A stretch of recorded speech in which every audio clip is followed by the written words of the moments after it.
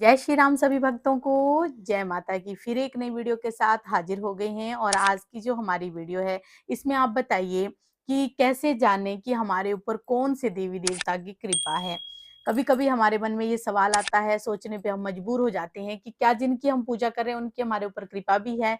तो हमारे साथ अंत तक बने रहना, तभी आपको सारी वीडियो समझ में आती है। अगर वीडियो अच्छी लगती है, तो लाइक करें, शेयर करें, कमेंट करें और अगर चैनल पे पहली बार ही देख रहे हैं तो चैनल को भी जरूर सब्सक्राइब करें, साथ में बेल आइकन है उसको प्रेस करें ताकि आने वाली हर एक वीडियो की नोटिफिकेशन सबसे पहले ही आपके फोन में पहुंच जाए। चलिए शुरू करते हैं आज की वीडियो। जय श्री राम। जय श्री राम। जय श्री बालाजी महाराज। जय माता की।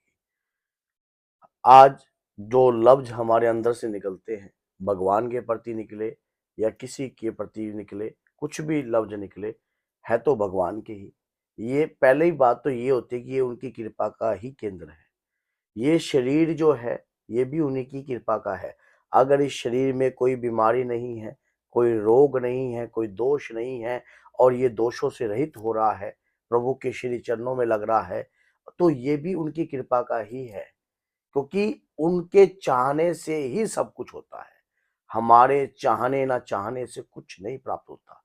अगर प्रभु हमें अपने श्री चरणों में लगा लें, तो आज हम सब कुछ प्राप्त कर सकते हैं। सब कुछ का मतलब ये होता है कि उनके श्री चरणों का, मान लो हमारा जो जीवन है, जो मृत्यु है, एक ही बार हो, बार-बार मृत्यु ना हो।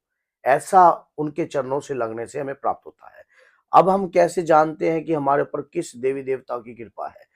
जिस देवी-देवता की आप आराधना करते हो, नित्य नेम उनकी सेवा करते हो, या आपके परिवार के अंदर जिस भी देवी की या कुल देवी की या कुल देवता की या पितृ देवता की या किसी से आपके ग्राम देवता की या किसी भी प्रकार की आपके इष्ट देवता की आपके ऊपर कृपा तो होती है।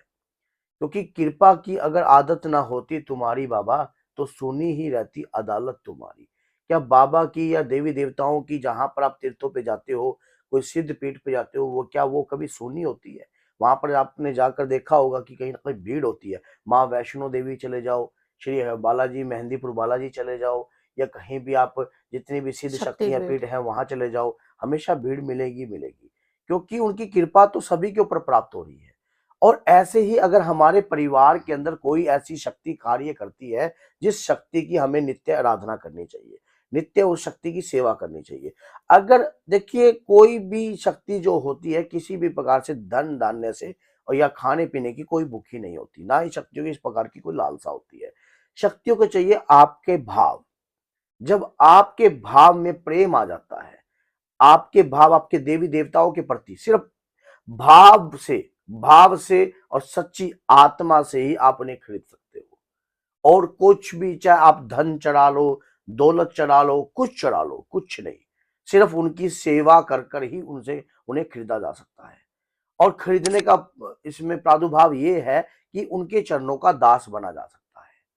और जब तक वो खुद ना चाहें, तब तक वो हमें स्वीकार भी नहीं करते। अब हम कैसे, हमारे ऊपर देवी देवताओं की कृपा है?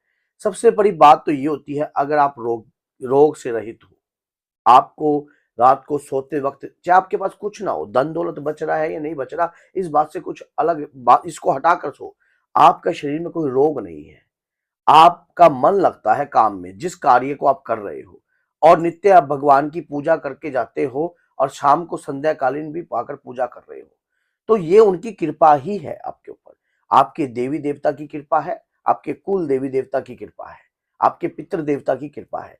कहते हैं कि जब परिवार के अंदर, हम हमारे परिवार में अगर किसी भी व्यक्ति ने कोई तपस्या करी होती है, तो उस तपस्या से लगातार अगर पीढ़ी में कोई और व्यक्ति भी तपस्या करता है, तब उस परिवार में जो कृपा है, उस व्यक्ति के माध्यम से जो कृपा प्राप्त हुई थी, तो वो पीढ़ी में चलने लग जाती है। जो जैसे अगर आपके घर में माँ दुर्गा की पूजा होती थी, पहले कभी पहले आपकी 1-2 पीढ़ी पहले अगर माँ दुर्गा की पूजा होती थी, और आज भी आप माँ दुर्गा की पूजा आपके घर में हो रही है, तो माँ दुर्गा की कृपा आपके ऊपर सदैव रहेगी, अगर आप अपनी उस कृपा को बनाए रखोगे। अगर हनुमान जी महाराज की पूजा आप करते हो, नित्य नेम करते हो, आपकी पीढ़ी के अंदर नित्य नेम हनुमान जी की पूजा हुई है, तो उनकी कृपा भी रहेगी। अब कौन से देवी देवता आपके ऊपर कृपा कर रहे हैं, इस मेरे से ज्यादा आप जानते हो। कैसे? जब आप पूजा करते हो, पूजा करते वक्त फूल बनता है, ये एक इंडिकेटर है। जिस इष्ट के प्रति आपका खिंचाव आए, आपके मन में पूजा करते वक्त आपको आनंद आने लग जाए। मान लीजिए आप हनुमान जी के भजन सुन रहे हो या हनुमान जी की पूजा कर रहे हो, आपका मन जो है अपने आप ही एकदम ऐसा मजा आता है कि एकदम आनंद दे दिया हो किसी ने, सुख की प्राप्ति कर दी हो। ये जो मैं आपको बता रहा हूं ना, ये अंदर की फीलिंग वाले ही पॉइंट हैं। अगर जिसके ऊपर वाक्य में ही कृपा होती है तो आपको ऐसे दीजिए कि जैसे सब कुछ आपको प्राप्त हो रहा है भगवान की, आपका मन संतुष्ट होता जा रहा है, किसी चीज की और लालसा नहीं रह रही है। तो आपके इष्ट की आपके ऊपर कृपा हो रही है, हनुमान जी की कृपा हो रही है। रात को सोते वक्त अगर लंगूर दिखाई देते हैं, कोई साधु दिखाई देता है, आशीर्वाद देते हुए दिखाई देते हैं, दोनों हाथों से आशीर्वाद दिखाई देते हुए दिखाई देते हैं, ऐसे ही पितरों की होती है। अगर कोई घर का बड़ा बुजुर्ग, कोई संत बुजुर्ग, आपका कुल में कोई संत है जिसकी आपने समाधि बना रखी है, अगर वो भी आपको भगवे कपड़े में आशीर्वाद दिखाई देता है, तो हनुमान जी की और आपके पितरों की कृपा आपके ऊपर हो रही है। अगर आपकी कुल देवी कोई छोटी बच्ची आपको पीले रंग का फूल देती हुई दिखाई देती है, या कोई फल आपकी प्रसाद आपकी देते हुए। फलों का टोकरा भरा हुआ दिखाई देती है, या पतासे देती हुई दिखाई देती है, तो माँ कालका की कृपा भी आपके ऊपर होती है। ये छोटे छोटे जो सिम्टम्स होते हैं, ये आपको इंडिकेटर्स होते हैं, जिस प्रकार से आपके परमात्मा की कृपा को प्राप्त करने के, आपको इंडिकेटर देने के कि हाँ, परमात्मा ने आपको चुना है। और सबसे बड़ी बात ये होती है कि जैसे आप भगवान को नहीं मानते, आप भगवान को मानते नहीं है, लेकिन आप एक ऊपरले मन से भगवान को नहीं मान रहे, लेकिन अंदर से एक आत्मा आपको कह रही है कि आप भी एक बार पूजा पाठ करो। अंदर से एक आवाज भी आ रही है, लेकिन मान नहीं रहे लोगों को दिखावे के लिए कि मैं भगवान को नहीं मानता, लेकिन अंदर से आवाज आ रही है। और कई बार आपको ऐसे ऐसे इंडिकेटर्स रात्रि को दिखाई देते हैं, स्वप्न में भी दिखाई देते हैं। तो कहीं ना कहीं परमात्मा जो है आपको चुन रहे हैं, क्योंकि चाहता वो उसी को है जिसको वो पाना चाहता है, जिसको वो कुछ बनाना चाहता है। हर कोई व्यक्ति नहीं बनता, समझ गए, लेकिन बनता वही है जो प्रयास करता है। बगैर प्रयास के कभी कुछ कार्य सफल नहीं होते। अब भगवान की भक्ति भी इसी प्रकार का है। हम भगवान की भक्ति करते ही क्यों हैं?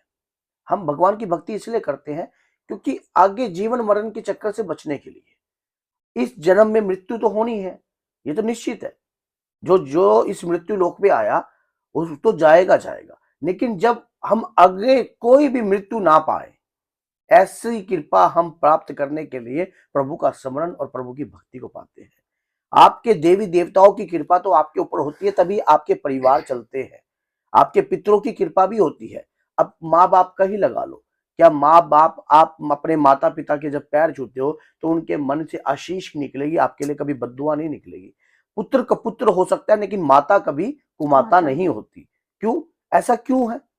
ऐसा क्यों है? क्योंकि माँ जो है अंदर की आवाज है।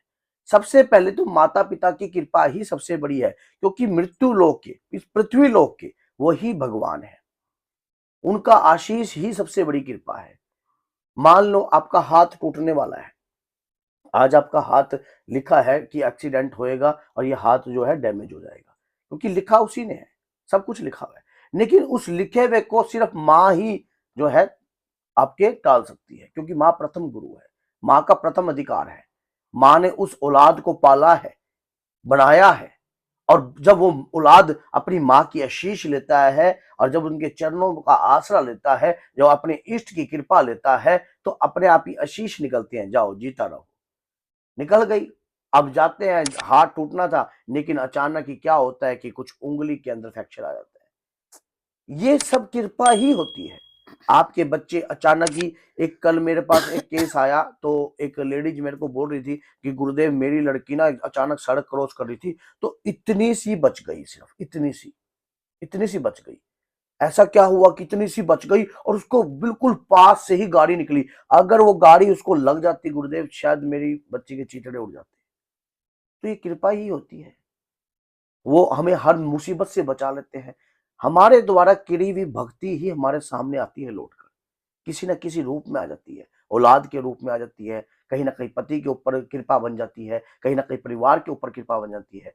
हम जो नित्य भक्ति आराधना करते हैं वो कभी व्यर्थ नहीं जा सकती, कभी व्यर्थ नहीं जा सकती। क्यों? क्योंकि जो भक्ति हम कर रहे हैं, जो ध्यान हम लगा रहे हैं अपने इष्ट के प्रति, वो उनकी कृपा का ही पात्र है। अगर हम करने के लायक भी हो रहे हैं, आप उनकी कृपा के बगैर कुछ भी नहीं कर सकते, यहां तक कि उन्हें अपना इष्ट देव भी धारण नहीं कर सकते।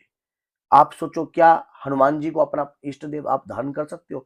हनुमान जी की स्वयं आपके ऊपर आशीर्वाद है, तभी आप हनुमान जी की पूजा करने के लायक हो रहे हो। ओह! माँ का स्वयं आशीर्वाद है, तभी आप माँ कालका की, माँ दुर्गा की पूजा करने के लायक हो रहे हो। अब नहीं तो उनकी पूजा तो करने के लायक आप हो ही नहीं सकते, अगर आपको समय भी मिल रहा है। अब कई बार कई लोगों के साथ मैंने ऐसा देखा, कई लोग कहते हैं कि हम भगवान की पूजा करते हैं, लेकिन बहुत दुखी हो रहे हैं, जेब में पैसा नहीं रह रहा, बहुत ज़्यादा तंग हो गए हैं, क्या हो भगवान हमारे से रुष्ट हो गए? अरे भई, और लेकिन पूजा नित्य नेम कर रहे हैं, सुबह शाम, सुबह शाम, सुबह शाम। अरे अगर हम कर रहे हैं तो उसकी कृपा ही तो है। अग्नि तो हम तो कहाँ से कर दें? आप बताओ कहाँ से कर दें? अगर कहते हैं कि जब अगर मुँह हाथ से रोटी का निवाला छिन जाता है, जब ऐसी घटना, आप खाना खा रहे हो, अचानक कोई आपके सामने ऐसे कहता है, भैया फलाना-फलाना ढिमकड़ा ये हो गया, आप उठकर चले जाते हो। आप सामने पड़ी हुई रोटी जो होती है ना, वो छिन जाती है। आप सोचो अगर उनकी कृपा होती है तभी हम ग्रहण करते हैं। तो बोलिए जय सीताराम, जय श्री बालाजी महाराज। आप पे भी माता रानी और बाबा की भरपूर कृपा रहे। जय माता।